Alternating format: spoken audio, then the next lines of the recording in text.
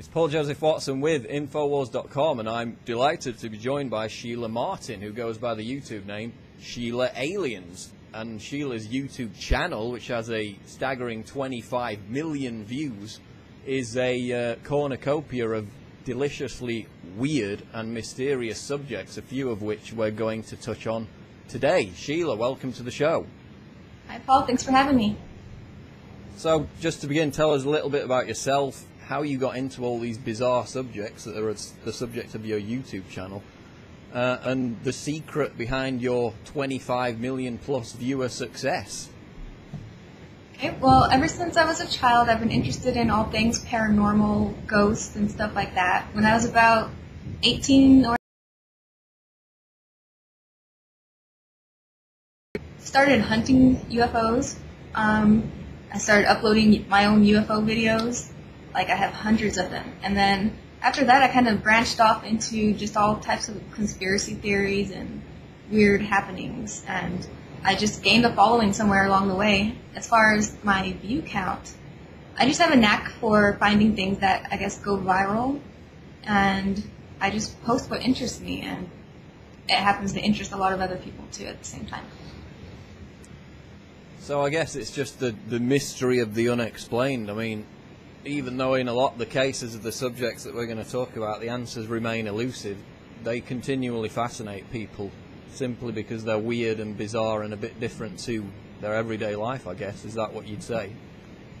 Yeah, I'm not sure what the fascination is with the unknown, but people really prefer a mystery to even knowing the truth, because I will often post a video saying what I think is the likely more reasonable explanation for what happened, and they don't care half as much about that as they do about the subject when it was still a mystery. So I don't know what the allure is, but people are interested in the unknown, and it's something to talk about, something fun to discuss with each other. I think that's why they find it so interesting.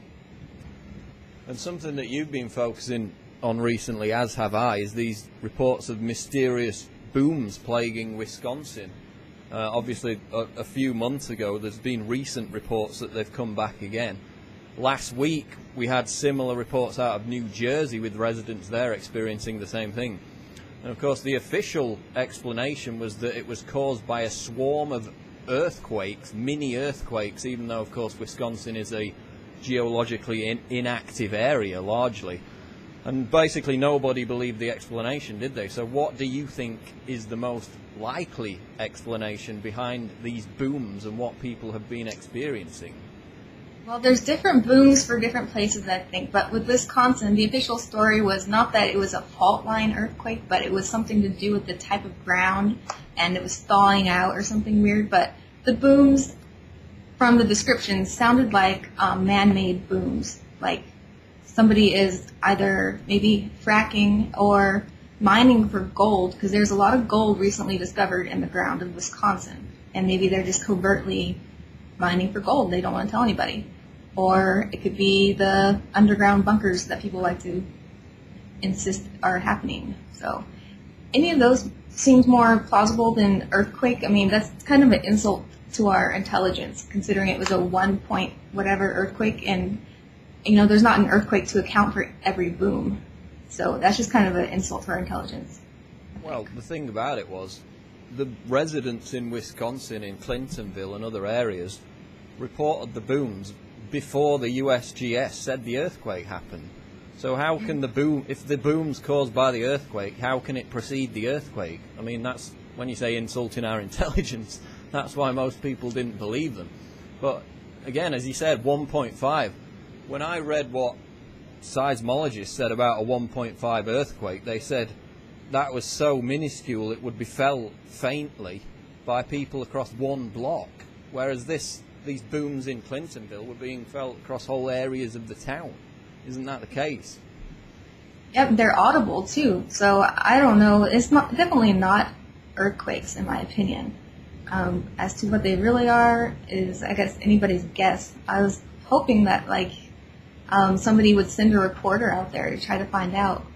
I mean, there's some audio of it. It sounded like somebody had blown up some dynamite, if you ask me.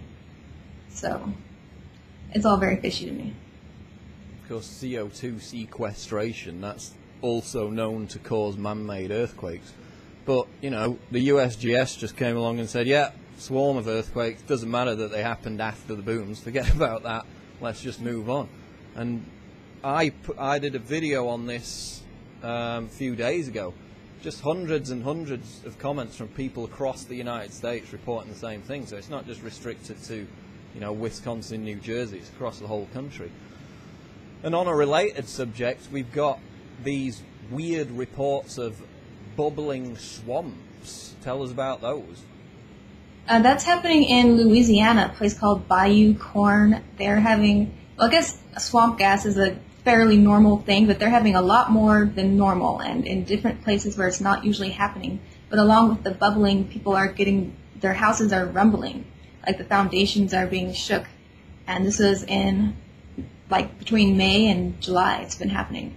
I saw a recent report that said that it might be due to an underground well, but it was completely inconclusive, and I doubt that's what it is. I mean, it could be geological activity, maybe some type of volcanic something or other happening. So.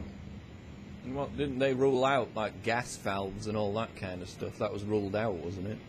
Yeah, they ruled out all that, all the normal things that it would be, and they actually issued a voluntary evacuation of that area.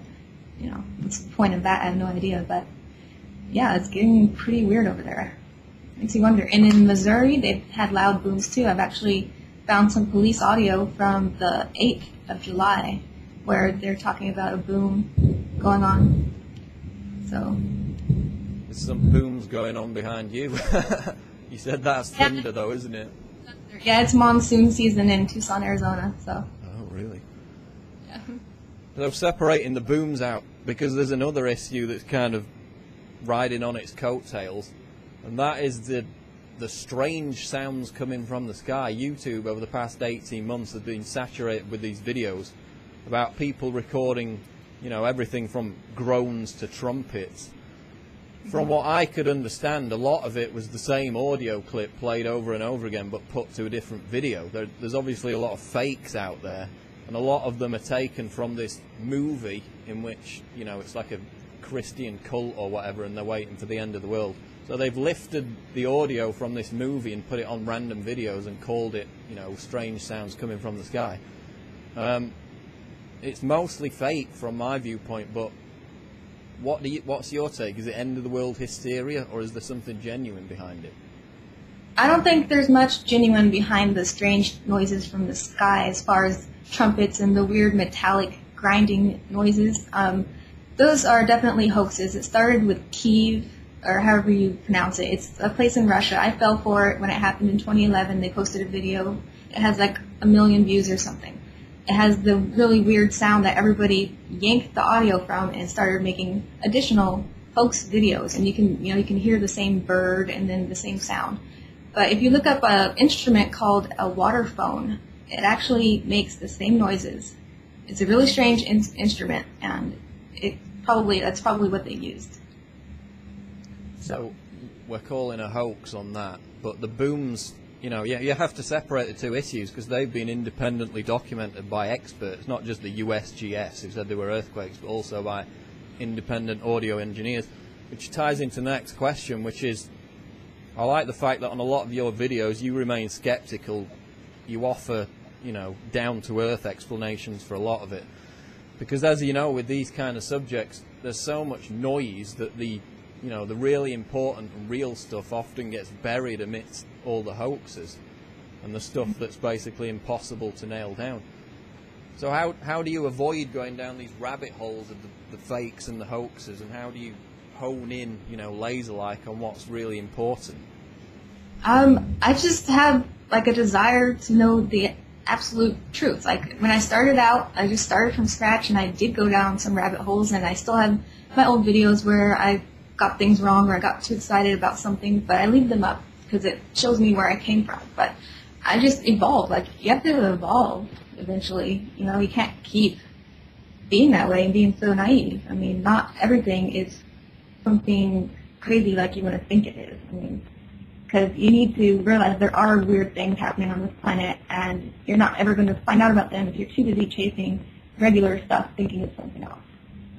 So I don't know, I just don't deal with any bullshit. Pardon my language.